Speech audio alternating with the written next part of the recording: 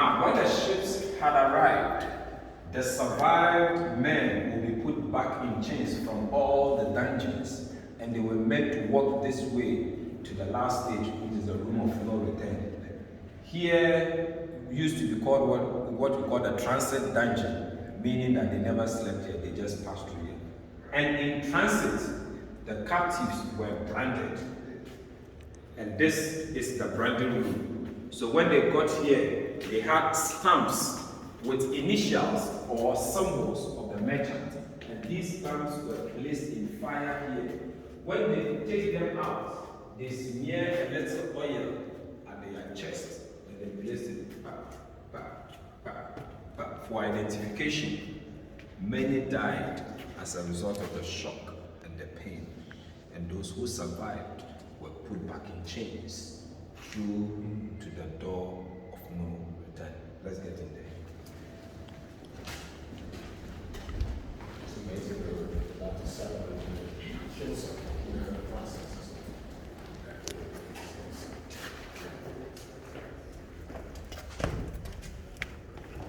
Watch your head. Bend down and take a step. Bend down and take a step. God damn. I'm good. Okay. All right. Oh, come here, please. Oh.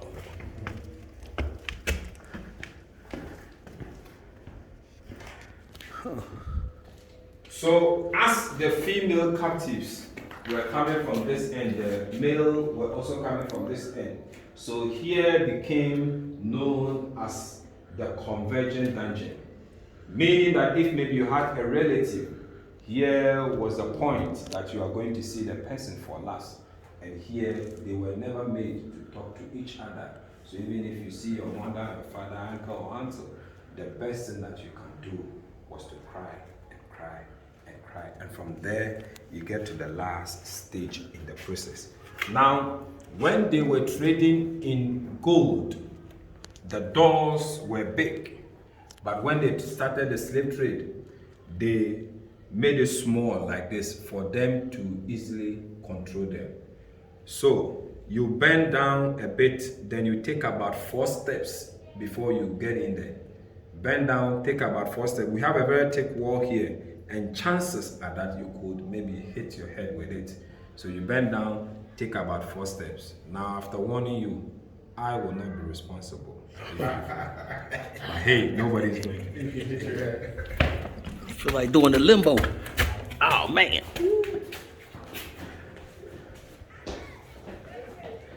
Anybody bigger than me can't fit through that door.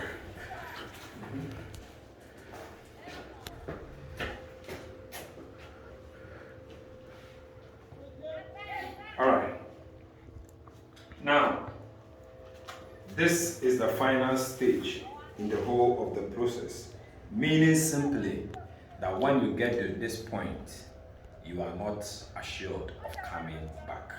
So this became known as the door of no return. And through this portal is the reason why many Africans are scattered around the globe. Now when the ships had arrived, they are anchored at what we call the jetty. And smaller boats are brought close to the castle. Now at the time, the sea water was close to this castle, but it is now receded. Experts attribute it to the movement of the earth.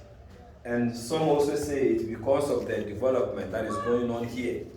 So when these smaller boats are brought here, the captives in chains descended on the steps, then they get into the smaller boat, then onwards they are taken into the bigger boats, then they are taken away.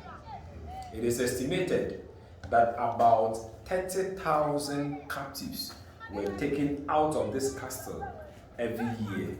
So if the trade spanned for 400 years, we are talking about 12 million captives taken out. This does not consider those who died on the way here, and those who even died in the dungeons here, and those who even died. Now, I always say that the life of a slave never got better it got worse at each stage, meaning simply that every stage became worse than the previous. Yes, it was difficult to walk several miles to the dungeons, but it was better staying in the dungeons in your feces and in your urine without food and without water as much as you wanted. Yes, it was worse. It was brutal in the dungeons, but it was worse off in the ships.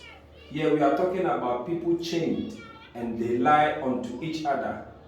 It was normal occurrence for a slave to wake up to see another dead by his side. Some of them defecated and urinated, and they were packed in twos with about 25 inches between the one on top and the one by your side. And they defecated and urinated onto themselves up to the point that they could not even get their hands to clean or wipe their face. Women were raped even up to the point of death. And there's this man who this song is attributed to, Amazing Grace, John Newton. He used to be a slave trader, and he had this to say. He said that he knows how the slaves were packed, and he knows a bookshelf, that even in a bookshelf, a book will not allow another book to be put on because it is full. But a person who has been given a ship to pack Africans, pack them to the extent that every space was equally used. And on the ships, when you die, your body is deposited straight into the sea. There were many who revolt, but they were clamped down. And I always say that those who were able to stand all of this wanted to tell a story one day, and those who died could not even stand the trauma that they went through. Now, when you look back all around, you could see wreaths here. Every year we organize what we call the Panafest, that's Pan-African Historical Theatre Festival. And during that time, we have a program called Akwaaba. And during Akwaaba, we allow people to lay wreaths. So, for instance, here the chiefs will lay one, the government will also lay one, and people from the diaspora will lay. But after that, we are opening our doors for anyone who would want to lay a wreath just in memory of their departed soul. Last 3 days, we had the U.S. ambassador to Ghana here, coming here, visiting here, and she also laid a wreath here. Yeah. And as a result, when we come here, I always want my guests to observe maybe some